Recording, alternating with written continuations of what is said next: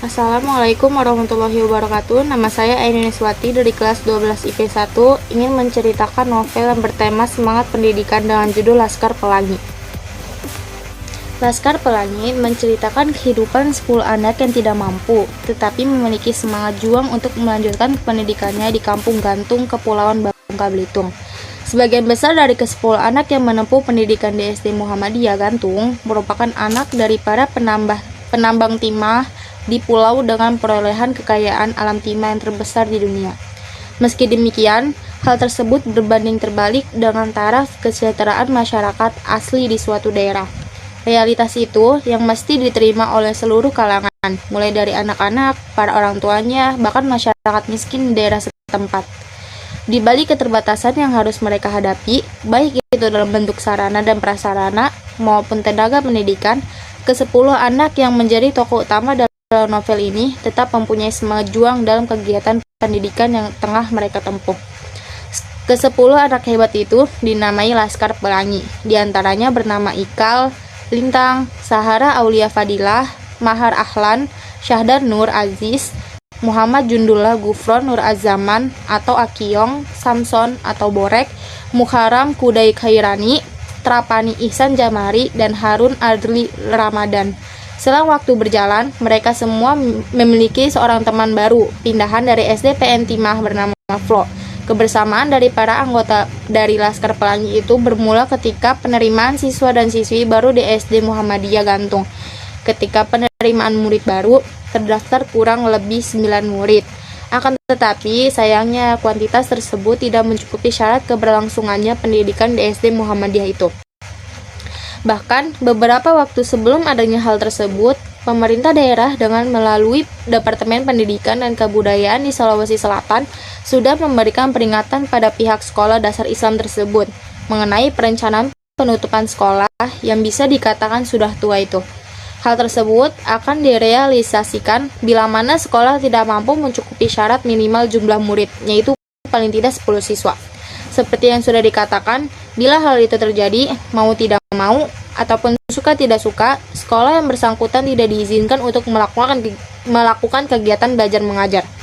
Seluruh orang tua atau wali, calon siswa Bu Muslimah dan Pak Harfan pun memiliki harapan penuh menunggu kehadiran siswa ke-10 agar dapat menyelamatkan SD Muhammadiyah.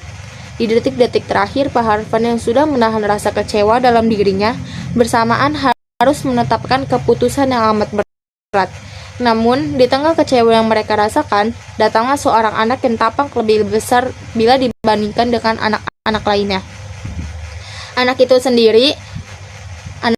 tidak sendiri. Ia datang bersama ibunya dan ingin mendaftarkan diri sebagai murid baru di SD Muhammadiyah tersebut.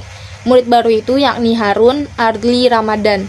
Harun mempunyai keterbelakangan mental dan bisa dikatakan berperan dalam menyelamatkan sekolah, seluruh siswa baru SD Muhammadiyah Gantung, dan para orang tua atau wali.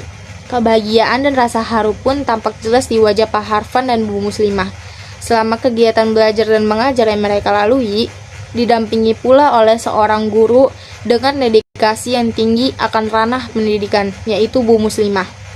Ia mempunyai kepribadian yang sangat baik, sabar, piawai dalam mengajari, murid-muridnya belajar, penyayang, dan sebagainya.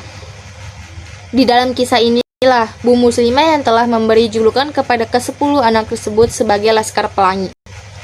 Tidak hanya Bu Muslimah, ada Pak Harfan Effendi Nur yang bersedia merangkap jabatan, yakni guru sekaligus kepala sekolah SD Muhammadiyah Gantung. Penyampaian materi ajar yang disampaikan oleh Pak Harfan kerap kali menyelipkan kisah teladan Nabi dan Rasul.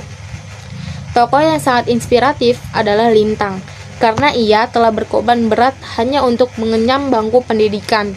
Jarak dari rumah ke sekolah yang sangat jauh tak menyurutkan niatnya bersekolah. Ia rela mempertaruhkan nyawanya dengan mengayuh sepeda 80 km per jam, pulang pergi dari rumah ke sekolah. Lintang harus melewati danau yang dalamnya terdapat buaya. Tentu bukan hal yang mudah untuk dilakukan seseorang. Lintang pun terbilang sangat cerdas. Terbukti dia berhasil menjuarai lomba cerdas cermat bersama Ikal dan Sahara.